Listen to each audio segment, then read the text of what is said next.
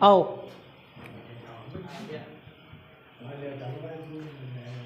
जो कुंभलगढ़ के बादल महल में ही महाराणा प्रताप का जन्म हुआ था। ठीक है। कुंभलगढ़ का सबसे ऊपरी भाग, जो सबसे ऊपरी भाग है, उसे कटारगढ़ के नाम से जाना जाता है। कटारगढ़ को ही लघु दुर्ग भी कहा जाता है और कटारगढ़ को ही मेवाड़ की तीसरी आंख भी कहा जाता है। इसकी चढ़ाई सीधी होने के कारण इसे कटारगढ़ कहा गया है। कुंभलगढ़ के 36 किलोमीटर लंबी दीवार है। आप देख लो 36 किलोमीटर कितनी होगी सुल्तानपुर तक, इतनी लंबी दीवार है वहां पर।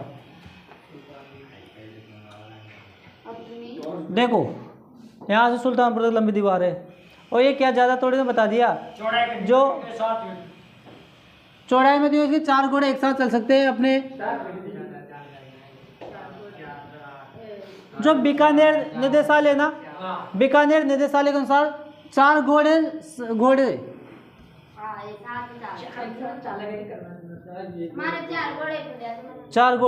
एक साथ जा सकते हैं। लेकिन जो एनसीईआरटी है उसके अनुसार 8 घोड़े, एनसीईआरटी के साथ 8 घोड़े। तो 7 8 ये को, ये 8 फीट होगी शायद, या 8 फीट ही है। तो एक घोड़े के मतलब 4 फीट में आता है वो कम से 15 किलोमीटर 15 फुट चौड़ी होगी समथिंग। अपने को 4 मानना है केवल, ठीक है ना। 4 घोड़े एक साथ चल सकते हैं। इसे भारत की महान दीवार,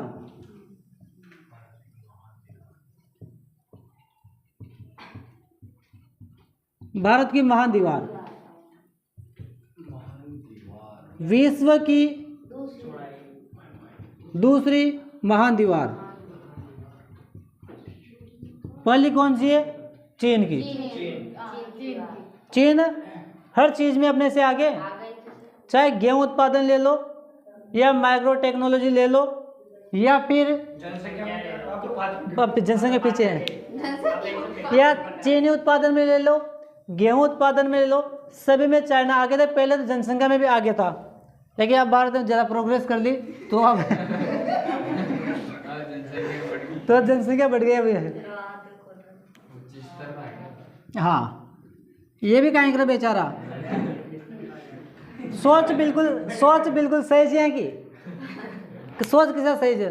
एक बार क्या हुआ, अगर तुम्हें पता हो, चीन ने आक्रमण किया भारत के ऊपर 62 में हुआ था। भारत और चीन का युद्ध हुआ था, तो उसमें अपने भारत की हार हुई थी।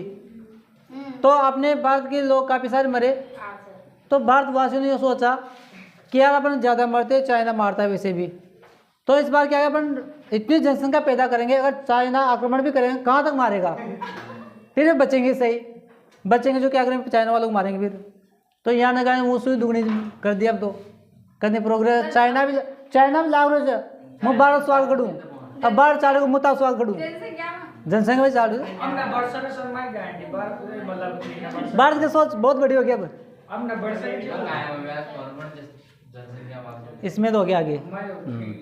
चलो कोई बात करो ना, हम युद्ध अभ्यास में चीन से पीछे है, युद्ध नीति में चीन से पीछे है, युद्ध के हथियारों में चाइना से पीछे है, हर चीज में चाइना से पीछे थे। कम से कम एक में तो आगे निकले जनसंख्या में। अभी जापान जो डिजिटलकरण हुआ है उसमें हम लोग जापान से आगे आधुनिक में डिजिटलकरण में कि कितने भी नंबर पे हो, लेकिन जापान को पीछे छोड़ दिया। भारत में इतना डिजिटलकरण हो गया अभी वर्तमान में। उसका क्वेश्चन मैं कल लिखवाने, करंट अफेयर के साथ 5-6 क्वेश्चन थे, वो कल लिखवाऊंगा, मैं आज नहीं लिखवा पाया था। हर चीज़ में आगे हो गया उसमें भी। चलो एक फायदा तो हुआ, अगली बार अगर चीन और भारत का अटैक होता है तो कम से कम अपनी आधी जनसंख्या तो सेफ रहेगी, ठीक है। आज विश्व की दूसरी महान दीवार भी जो कुंभलगढ़ की दीवार है उसको कहा जाता है। कुंभलगढ़ का प्रवेश द्वार प्रथम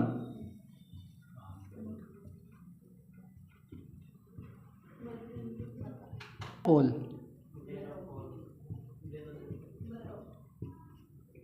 बेरोकोल है, बावन बुरुज। हाँ, मतलब जो आओ देखो कुम्भलगढ़ का जो शिल्पी था, शिल्पीकार,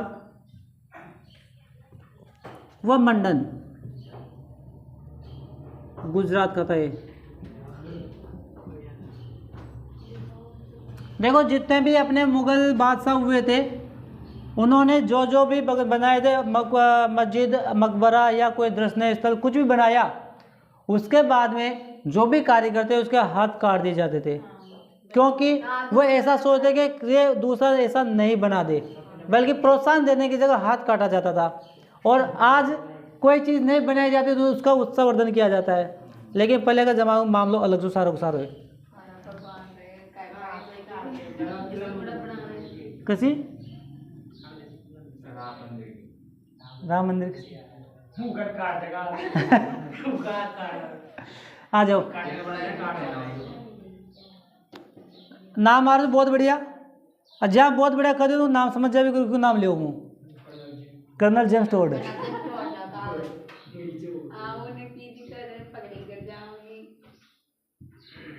अबुल फजल लिखा है वो तो, कबूल कर्नल जेम्स टोड ने ये कहा, इसकी जो तुलना है, इसकी तुलना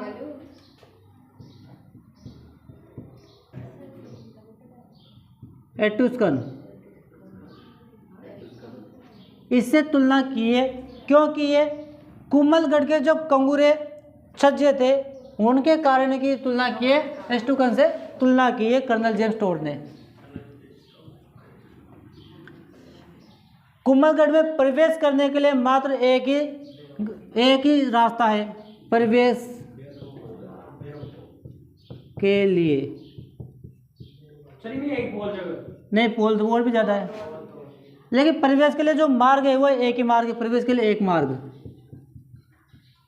अरे बाग के लिए कहाँ, जैसे ये कोई पहाड़ बना हुआ है, ठीक है ना, अब पहाड़ बना हुआ है, इधर पूरा जंगल, ये यहाँ पे किला बना दिया उसने, ठीक है ना। अब यहाँ से 36 किलोमीटर उसने रास्ता बनाया, मतलब दीवार बनाकर रास्ता बनाने के लिए। अब यही रास्ता है, इधर रास्ता है नहीं, और ये जो मतलब ये दीवार बनाए ना, इसमें भी बीच में बुरुज बनाए, ये बुरुज इस प्रकार से बनाए हुए हैं कि बुरुज पर सीढ़ी लगाकर भी नहीं चढ़ा जा सकता था, गोलाई से बनाए, यानी गोल आकार के थे ये बुरुज।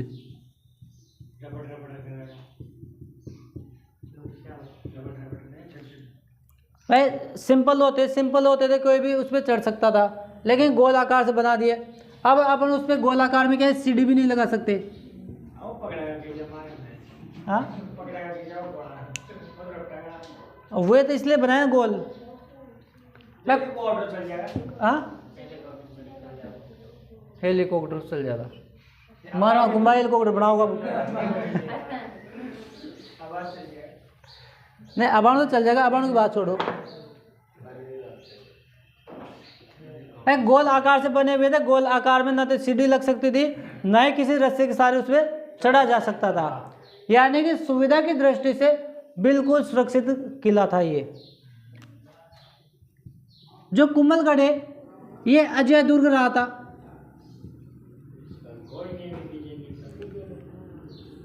लेकिन महाराणा प्रताप के समय 1578 में इसे शाहबाज खान ने एक बार विजिट कर लिया था। महाराणा प्रताप के समय इसे अभी तक एक ही बार जीता गया है, इससे पहले कभी नहीं जीता था। वह अजय दुर्ग नहीं रहा पता है, लेकिन इसे अजय दुर्ग कहा जाता है क्योंकि एक ही बार विजित रहा है। जैसे भी भरतपुर का लोहागढ़ है, अजय दुर्ग है, उसे भी नहीं जीता, उसे तो एक बार ही नहीं जीता गया, ये तो फिर एक बार विजित हो गया, लेकिन इसके बावजूद भी इसे अजय दुर्ग कहा जाता है। इसके अंदर जालीबाव, मामादेव कुंड बने हुए हैं। ठीक, जालीबाई इनकी जो झाला रानी थी ना, उसके लिए एक बावड़ी बनाई है जिसे जाली बाव कहा जाए। बाव यानी बावड़ी होता है। ये बाव शब्द है, ये संस्कृत का है और संस्कृत में बाव को बावड़ी कहा जाता है। ठीक है, जहाँ पर बाव शब्द मिल जाएगा वहाँ पे समझ जाना कि बावड़ी के बारे में बात की जा रही है।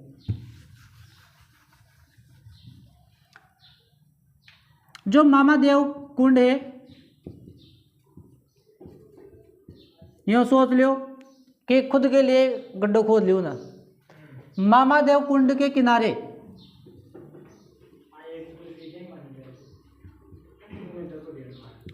जो इनका बेटा है उदयकर्ण, उदयकर्ण या फिर उदा, जिसे मेवाड़ का पितृहंता भी कहा जाता है। हाँ, उदयकर्ण ने अपने पिता को मामादेव कुंड के किनारे मारकर हत्या कर दी या मार दिया था। या फिर यूँ भी कहा जाता है कि अंतिम समय में जो महाराणा कुंभा था उन्हें उन्माद का रोग हो गया था। उन्माद, लकवा न फ्रियो, उन्माद है पागल होता है, जिसका दिमाग खिसक जाता है उसे कहते हैं उन्माद, मेंटल। ठीक है ना। अब जब उन्माद रोग हुआ ना तो इनको सबसे बुरे कौन लगने लगे? चारण भाट। चारण मतलब कोई एक बार कोई किसी की बुराई कर दे पागल व्यक्ति के सामने तो उसके धुन बन जाते कि ये व्यक्ति खराब है। तो महाराणा कुंभा के दरबार में जितने भी चारण भाट से वह सब महाराणा कुंभा को बुरे लगते थे, या उनके विरुद्ध कुछ बोल दिया होगा या कुछ भी कहानी बोल दिया होगा, सारे ही चारण भाटों को वहां से निकाल दिया था। पागल हो गया था। अब जहां तक कुंभा मरेगा नहीं वहां तक बेटा बनेगा नहीं। ठीक है ना। बेटा कौन है? उदा। अब यही सोच रहे हो कदे हमारे बाप नमटा कदे मु गद्दी बटू।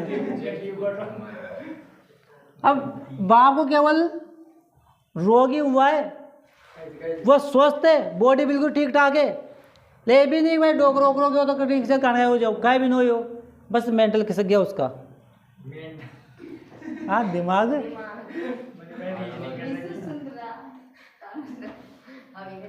आओ, तो कुछ सरदार थे, सरदारों ने क्या बोला? उदास हूँ।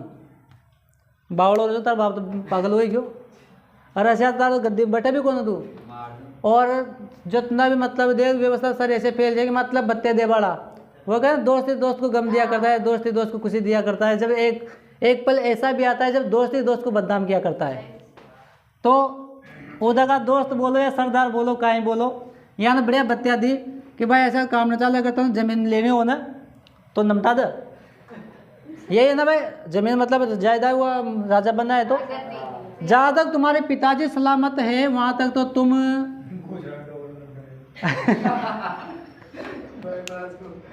हाँ बस जीजा सड़ा में तो बोल दे भाई, जहाँ तक तुम्हारे पिताजी जिंदा है वहाँ तक तो तुम गद्दी के आसपास भी नहीं जा सकता, और जा भी ना पाओ। वैसा भी तारा पिताश्री जब होता आधा पागल हो ही गया, बोल मत कर दीजिए वहाँ सोगा खदे को ना तो तने में बगा सकत हुआ जैसे चारण भाट थे। उदा ने क्या किया, एक दिन वह कुंभलगढ़ में सॉरी एक दिन महाराणा कुंभा जो मामादेव कुंड थे वहाँ पे बैठे हुए थे। अब वहाँ पे आ गया, मौका देख लिया उदा ने कि आसपास कोई भी कौन है, पिताश्री अकेला बटे थे। अब बटे बटे पागल गए, बटे बटे बोल भी करो तो महाराणा कुंभा बैठे बैठे बोल रहे थे, यानी मन में। तो आपण था जा जुबले ता गाना गाता चर हर तरफ ही, तभी घर वाला बोलेगा छोरा क्या बावड़ोगे वगैरह कैसे गाना गा रहे हो कहीं कहते हाँ मन का मन में बोले कहीं भी हो, लेकिन वाकई में पागल था। क्यों उदा पिताजी बैठे था बेकायदा, और पिताजी को लगा था धक्को लगा था, गया हम मामादेव कुंड में, और मामादेव कुंड में गया तो नमट गया। कितना अरे देखो पागल, दिमाग काम ही नहीं करा, बाहर निकलना है क्या करना है, जब काम ही नहीं करा दिमाग तो बस तो अब जब दिमाग काम ही नहीं करा बेचारे का तो क्या करेगा फिर। तो मामा देव कुंड में उसकी मृत्यु हो गई और 2 साल तक को देर फाजू पा गया। फिर बाद में पता चला कि पिताजी तो डूबकर मर गया, यानी कि फिर बाद में पता चला कि उदा ने इसको मारा था। तो उदा को कहा गया था पितृहंता।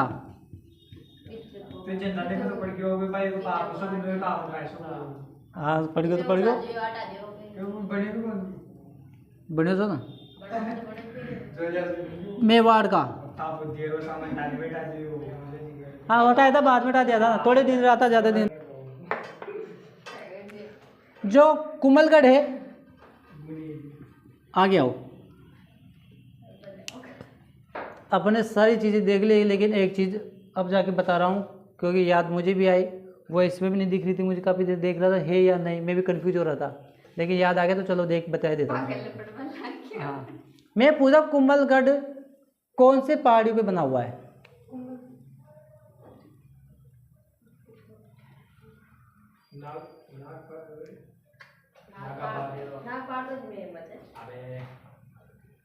मत देखो ना, देखो मत, देखे नहीं अपने को बता, बिना देखे बताने अपने को। मैं देखने के बाद में तो सोल्व मैं भी बता दूंगा उसे। तो थोड़ा सा बस प्रेशर डालो, ऑप्शन दे दूँ।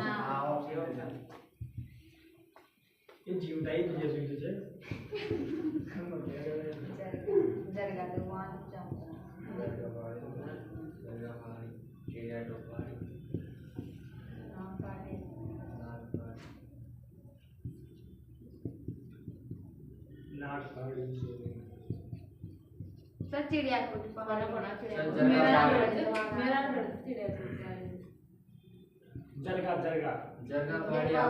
उदयपुर में जालोर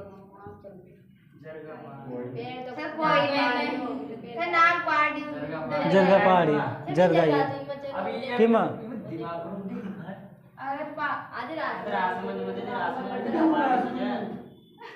अरे देखो मेरी बात सुनो, इधर देख, इधर इधर इधर।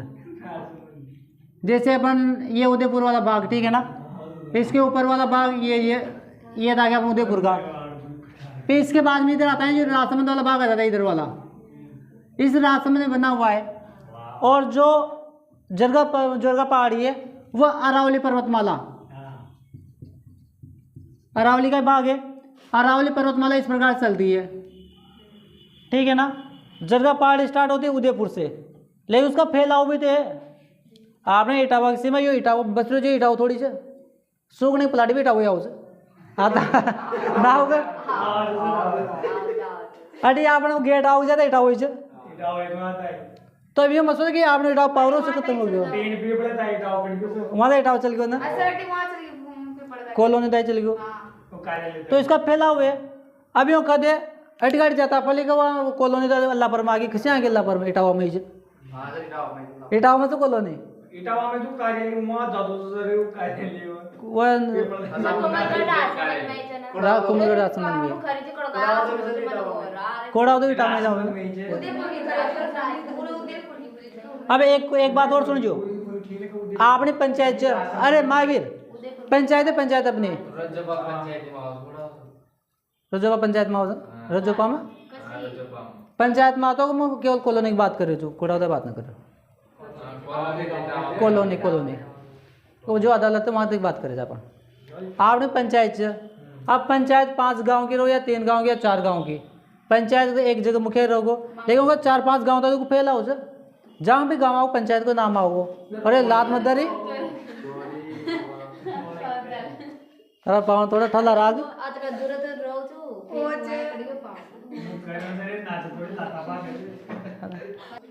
चलो आओ, अरावली पर्वतमाला,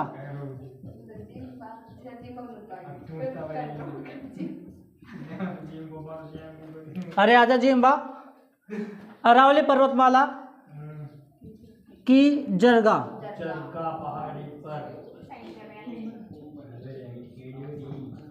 जरगा पहाड़ी पर है, ठीक है ना। इसके अलावा देखो, जो एक रानी का नाम लिया था मैंने अभी, जाली रानी, ठीक है ना।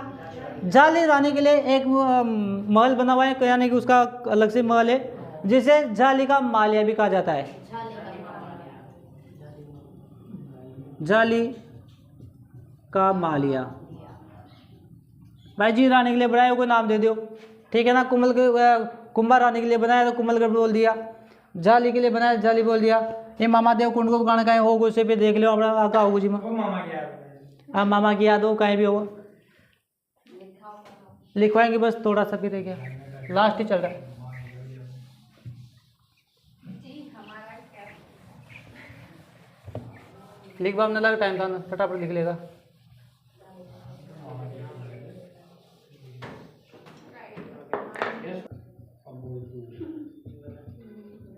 शिलालेख था 1406 ईस्वी का। इस शिलालेख में जो राणा हमीर है, हमीर राणा हमीर, ठीक है ना। लेकिन हमीर ये वाला नहीं है अपने रणथंभौर वाला, इस हमीर की बात नहीं कर रहा मैं, जो मेवाड़ का शासक था। हाँ हमीर सिसोदिया, हमीर सिसोदिया की बात कर रहा हूँ मैं। राणा हमीर को विषम घाटी पंचानन,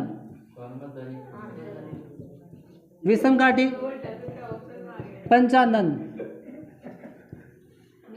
विषम घाटी पंचानन कहा गया। मैंने प्रश्न भी लिखवाया था, तुम्हें याद आ रहा हो तो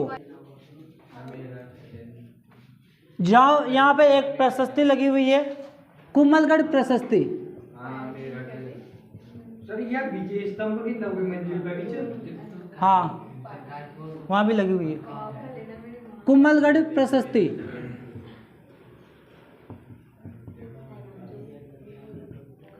इसकी रचना बताओ रे, कुंभलगढ़ प्रशस्ति की रचना किसने की? ऑप्शन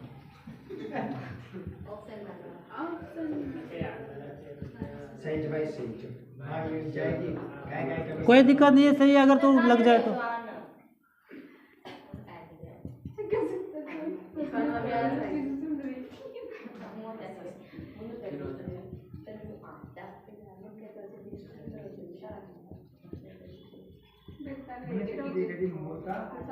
रमाबाई बताओ, जगनीक फाइनल बता। कान्हा व्यास और बताओ, कान्हा व्यास ही है, ठीक है। कुंभलगढ़ प्रशस्ति की रचना किसने की थी? कान्हा व्यास ने।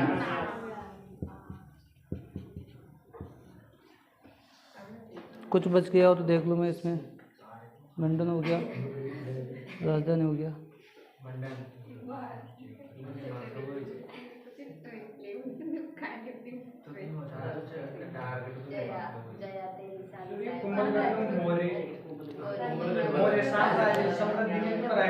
हाँ संप्रति, हाँ नहीं उसने रखी थी।